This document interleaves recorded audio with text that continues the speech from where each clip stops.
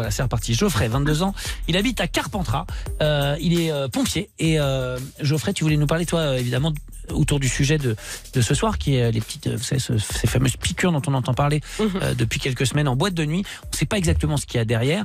Ce qu'on sait, c'est que ça fait partie de ces trucs dont il faut se méfier, comme le GHB, etc. Et il y a des petites choses à savoir que Geoffrey voulait nous expliquer. Salut Geoffrey.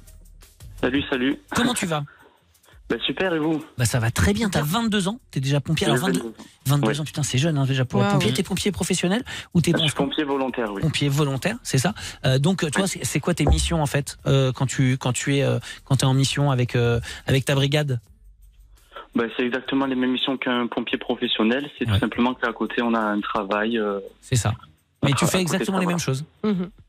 Exactement les mêmes choses, les mêmes missions, tout à fait. Il y a de la surveillance, par exemple, si tu habites à côté d'un coin où on sait qu'il y a beaucoup de nature, que c'est très sec, voilà, s'il y a des menaces d'incendie, le truc comme ça, on fait de la surveillance, on t'intervient chez les gens en cas de malaise, parce que souvent c'est les pompiers qu'on appelle, avant le SAMU parfois, les gens, le premier réflexe c'est qu'ils appellent les pompiers, tu interviens aussi parfois dans des boîtes de nuit, quand il y a des gens qui font des malaises, quand il y a, voilà. Est-ce qu'il t'arrive déjà à être confronté à ce dont on a parlé ? Alors, non. Pas du côté de Carpentras. Non. Non, après j'ai des connaissances qui ont malheureusement été victimes de ça. Ouais. Et moi sur les réseaux sociaux, je suis influenceur, je fais beaucoup de prévention. Ouais. Donc, et justement, qu'est-ce qu'on peut faire pour se prémunir de tout ça ? Alors, faut faire super attention avec qui on sort, avec qui on reste. Ouais. Et surtout la personne qui sert notre verre. C'est ça, faut jamais vraiment lâcher son verre des yeux en fait. Déjà c'est la première chose. C'est la base. Ouais, mais bon, t'es quand même en soirée, tu fais la fête, on dit c'est la base, mais il nous arrive à tous, à un moment donné, t'es là, t'es en train de boire un coup, t'as un copain qui arrive, tu poses ton verre pour lui faire un petit bisou. Ouais. Voilà, c'est vrai, c'est comme ça que ça se passe, il suffit d'une seconde en plus. Toi, tu dis quoi, Geoffrey ? Faut mettre des petits capuchons sur les verres par exemple ? Tout à fait. Alors dès qu'on sort en boîte de nuit, donc après ça arrive pas que en boîte de nuit, ça arrive aussi en soirée. Ouais, même dans les bars et tout, bien sûr. Ce genre de oui, tout à fait. Donc prendre une protection de verre et faire super attention aussi au niveau des piqûres. Ouais. Parce qu'on peut être piqué aussi au niveau des bras, mais aussi au niveau des cuisses. Oui, mais souvent d'ailleurs c'est au niveau des cuisses qui sont piqués les gens. Le problème c'est qu'on va pas en boîte de nuit en combinaison, quoi. C'est ça le souci, c'est qu'en général on a chaud et on peut être piqué par-dessus le jean en plus, non ? Alors ça, est-ce que c'est vrai, on peut être par-dessus les vêtements ? Par-dessus les vêtements aussi. Bien sûr. C'est une seringue, elle passe à travers certains vêtements. Alors déjà, fût en cuir pour tout le monde à partir de la semaine prochaine. Bon gros fût en cuir. Combi de moto, le casque. Non mais c'est vrai, à part ça, est-ce qu'il y a des choses, si malheureusement Geoffrey, on se rend compte qu'on a mis quelque chose dans notre verre. Par exemple, si jamais je me rends compte que quelqu'un a mis du GHB dans mon verre, qu'est-ce que je dois faire ? Déjà, dans un premier temps, garder son calme. Sinon, ça va faire un effet de panique pour soi-même et pour le reste de la soirée ou la boîte de nuit. Après, si on est victime ou témoin de ça. Oui, de ça, de quelqu'un qui a voulu abuser de toi, parce qu'en vrai c'est ça, en vrai c'est quelqu'un qui veut abuser de ta confiance, donc qui met de la drogue dans ton verre, ça peut être des extasies, ça peut être de la MDMA ou ça peut être du GHB. Oui.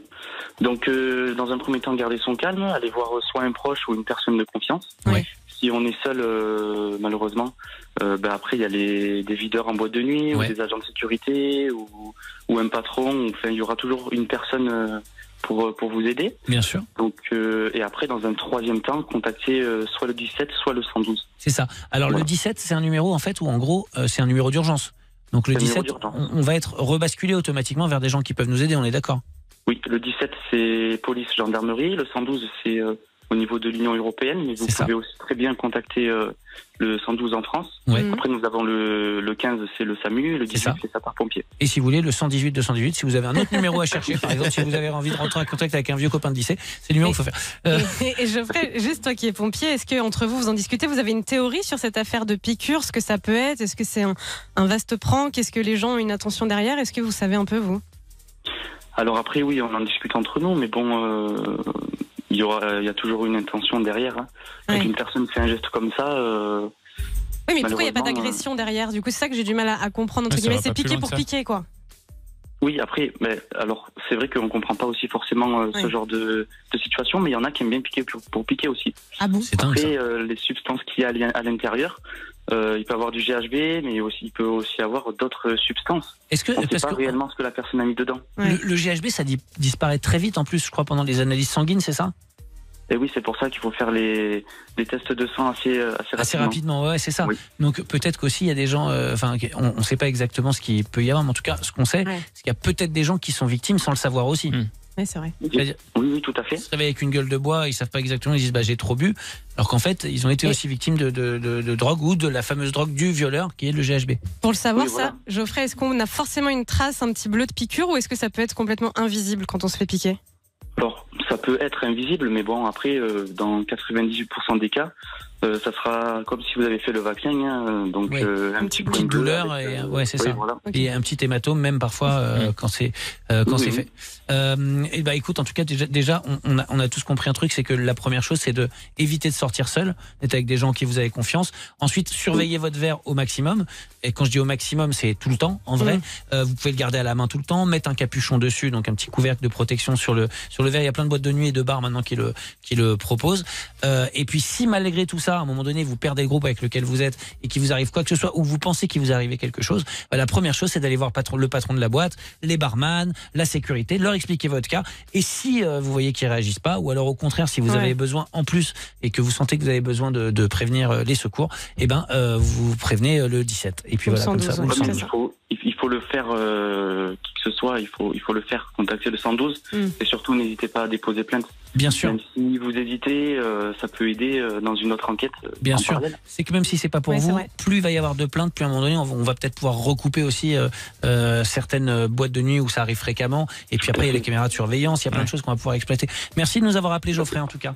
Avec grand plaisir. On te souhaite une bonne soirée. C'est quoi ton compte où on peut te suivre? Parce que tu nous as dit que tu étais influenceur. Oui. Mon compte TikTok et Instagram, donc c'est Geoffrey Bilxo. B-I-2-L-X-O. Voilà. B-I-2-L-X-O. Geoffrey Bilxo, c'est ça? Bilxo, c'est ça. Exactement. Bon, on va te récupérer sur les réseaux sociaux, Instagram et sur TikTok. Merci, mon Geoffrey. Super. Bisous. Salut, bonne soirée. Salut. Salut, ciao, Geoffrey.